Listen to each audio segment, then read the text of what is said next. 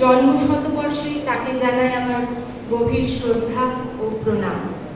আমার আজকের নিবেদন তার লেখা কবিতা প্রিয়তমা সুর।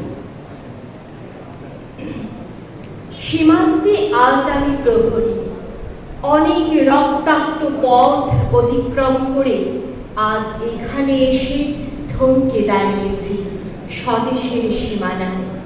ধূসর তিউনশিয়া থেকে স্নিগ্ধ ইতালি থেকে ছুটে গেছি বিপ্লবী ফ্রান্সে, নক্ষত্র নিয়ন্ত্রিত নিয়তির মতো দুর্নিবার অপরাহত রাইফেল হাতে, ফ্রান্স থেকে প্রতিবেশী বার্মাতেও। আজ দেহে আমার সৈনিকের কড়া পোশাক, হাতে এখনো দুর্জয় রাইফেল, রক্তে রক্তে তরঙ্গিত জয়ের আর শক্তির দুর্বহ দম্ভ। আজ এখন সীমান্তের প্রহরী আমি, আজ নীল আকাশ আমাকে পাঠিয়েছে নিমন্ত্রণ, স্বদেশের হাওয়া বয়ে এনেছে অনুরোধ, চোখের সামনে খুলে ধরেছে সবুজ চিঠি। কিছুতেই বুঝি না কি করে এড়াবো তাকে, কি করে এড়াবো এই সৈনিকের কড়া পোশাক। যুদ্ধ শেষ, মাঠে মাঠে প্রসারিত শান্তি, চোখে এসে লাগছে তারই শীতল হাওয়া।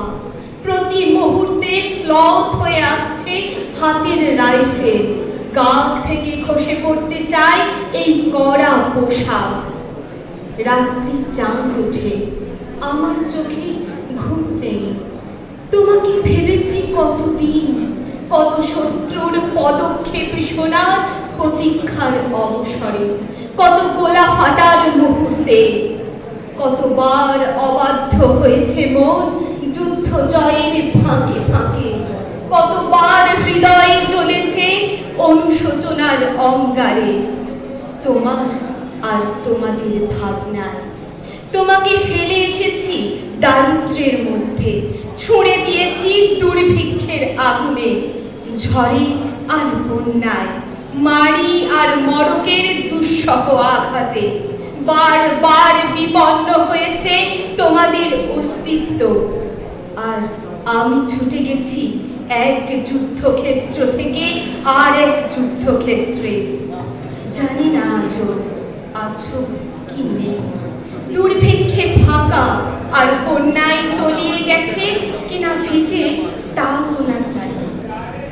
তবু লিখছি তোমাকে আজ, লিখছি আত্মম্ভর আশায়। ঘরে ফেরার সময় এসে গেছে, জানি আমার জন্য কেউ প্রতীক্ষা করে নেই মালায় আর পতাকায়, প্রদীপে আর মঙ্গল ঘটে। জানি সম্বর্ধনা লুটবে না লোকমুখে, মিলিত খুশিতে মিলবে না বীরত্বের পুরস্কার।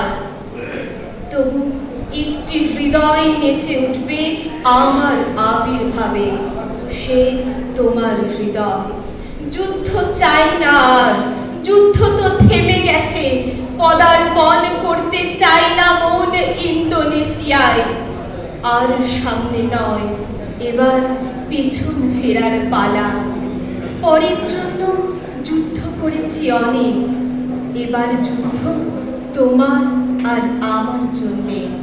প্রশ্ন করো যদি এত যুদ্ধ করে পেলাম কি, তার উত্তর তিউনশিয়ায় পেয়েছি জয়, ইতালিতে জনগণের বন্ধুত্ব, ফ্রান্সে পেয়েছি মুক্তির মন্ত্র, আর নিষ্কণ্টক বার্মায় পেলাম ঘরে ফেরার তাগাদা।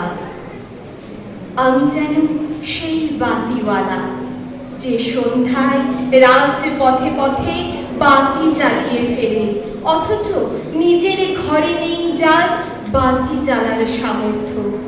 নিজের ঘরে জমে থাকে দুঃসহ অন্ধকার। নমস্কার।